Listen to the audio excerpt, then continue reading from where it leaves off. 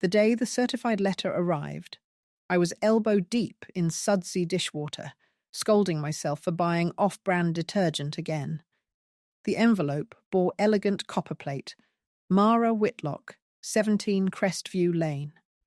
No return address, only a wax seal stamped with an unfamiliar crest, 2 crossed keys beneath a crown. Bills usually came through email now. Handwritten mail felt like a ghost from another century. I pried the seal with a butter knife. Inside, a single sheet of linen paper. Your mortgage with Riverstone Bank has been settled in full effective this morning. Confirmation number 874295OEX. Receipts enclosed. We should speak soon. A debt remains, not of money, but of trust. I will call. My stomach lurched. Scam, I thought. Yet the enclosure was a cashier's check carbon copy. $162,448.16 paid to Riverstone, my outstanding balance down to the penny. I grabbed my laptop, logged in. Loan balance, 0.00. A welcome banner jumped on screen. Congratulations on paying off your mortgage? I stared until the letters blurred. For 3 years since the divorce, the mortgage had been a stone tied to my ankle. I'd pawned heirlooms, Ubered weekends, eaten instant noodles to keep current. Suddenly I was free, because a stranger said so, and now I apparently owed him trust. The phone rang that evening, number blocked. Against instinct, I answered. A man's voice, smooth like polished oak. Ms. Whitlock? Yes. Call me Sterling. A faint clink, perhaps ice in a glass. Have you confirmed the transaction? I did. Why? You intrigued me, Mara. Your perseverance, your ethics. I enabled the removal of your burden. In return, I require a favor of secrecy. His measured cadence made the words unsettlingly calm. I don't even know you. You will soon. Meet me tomorrow, 9 p.m., the old conservatory in Holloway Park. I laughed, a brittle sound. Absolutely not. I'm calling the bank and the police. Silence. Then, by dawn, they will confirm my action is entirely legal.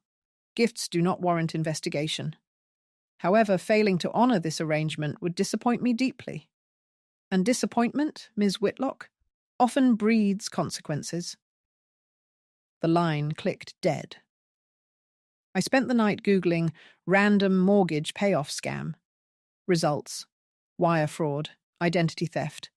But those involved draining accounts, not funding them. At 4 a.m., I called Riverstone's 24-hour line. A supervisor verified. Funds cleared, originated from Nova Trust Holdings, notarized as a gift. At sunrise, I brewed coffee strong enough to dissolve spoons. Choices churned. Ignore him and hope the O. The shoe never drops. Go and demand answers. Call detectives with nothing but a gut knot. I settled on a hybrid. Go, but prepared. I texted my brother Caleb, a rookie cop in Dallas. Meeting stranger tonight who paid my mortgage. If I vanish, look at Nova Trust Holdings. He replied with a string of alarmed emojis, demanded details. I promised updates. Holloway Park's conservatory once hosted botanical galas. Now ivy strangled its glass bones. Moonlight glinted off broken panes as I approached, pepper spray in pocket, phone set to record. The iron door groaned open. Inside, ferns gone feral rustled in night breeze. Amid the overgrowth stood a man in an immaculate charcoal suit, silver hair slicked back. Sterling. Punctual. Good, he said. Why me? I blurted.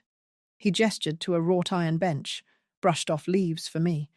I remained standing. Sterling produced a manila folder. In 2 weeks, you'll be seated on the county grand jury. Case 22B19, State v. Garrett Flynn, vehicular manslaughter. My pulse skipped. I'd received a juror summons but hadn't opened it. Sterling continued. Flynn is my godson. Brilliant future. One tragic night, wrong corner. A homeless man steps into traffic. Garrett panicked, kept driving. His dash cam recorded everything, but videos glitch. Technology fails. A ghost of a smile. "You want me to tank the indictment?" I whispered. "Not alone," he said. "Simply sow reasonable doubt. Mention poor lighting, faulty traffic signals. Encourage your peers to see compassion." My legs trembled. "You paid off my house? To buy my vote?" "I invested in your relief, so you might invest in mercy." I backed away. "Absolutely not. I'm reporting this." He sighed, sliding another photo from folder. My ex-husband, Benton, embraced a teenage girl outside a liquor store. Benton, on probation for DUI, proximity to minors violated his terms. Another photo. My 9-year-old son, Levi, leaving wrestling practice, alone. "Accidents happen," Sterling murmured. "I'd hate for Benton to lose visitation. Or for Levi to catch a ride from the wrong driver." Rage ignited. "You're threatening a child." "I'm ensuring motivation," he said, eyes flat. I forced steel into my voice. "If anything touches Levi, I destroy you." He bowed slightly. "Then we understand each other. Perform this small civic duty and our business concludes. Fail, and debts multiply." He melted into shadows, leaving the folder at my feet. I drove home shaking. Caleb called. I sobbed the story. He cursed, said jury tampering is felony. But pressing charges risked Sterling, retaliating before arrest. I needed a plan that protected Levi and exposed Sterling. Caleb looped in ADA Marisol Vega, famed for sting operations.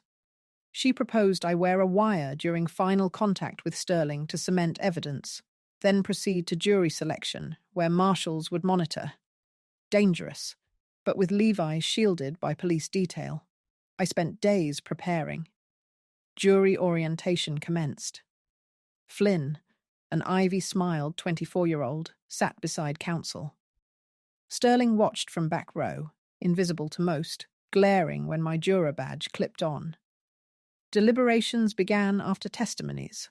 Flynn's attorney spun narratives, pedestrian drunk, street lamp out. Some jurors wavered. Sterling's eyes in my memory burned. That night I met him in a hotel bar, wired. He handed me USB, selectively edited dashcam clip. "Play this at lunch break," he ordered. I asked what if full video surfaces. He scoffed. It was deleted at the source. I pressed. "Why risk prison bribes?" His gaze hardened. "Family protects family. One day you'll do the same for Levi." I flipped the script. "If I convince them, will you leave us alone?" "On my honor," he said. The recorder captured every syllable. When I left, agents swooped, seizing Sterling quietly. But the operation couldn't yet reveal itself. We needed a clean verdict. Next morning, court played prosecution's full unedited video. They'd recovered cloud backup overnight. Flynn's car swerved, accelerated after impact. Gasps filled room. Defense paled. I watched jurors' doubts evaporate. Sterling, absent, was hospitalized, judge announced. Flynn, realizing safety net vanished, accepted plea deal mid-trial, 5 years, probation potential. Sentencing scheduled. Outside courthouse, reporters mobbed. I slipped away to safe house where Levi laughed with Caleb over pizza, oblivious. Relief made my knees buckle.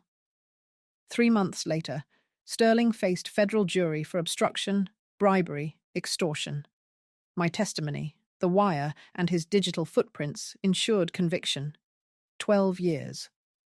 Flynn's sentence upheld. Mortgage remained paid, legally irrevocable. Prosecutors argued restitution.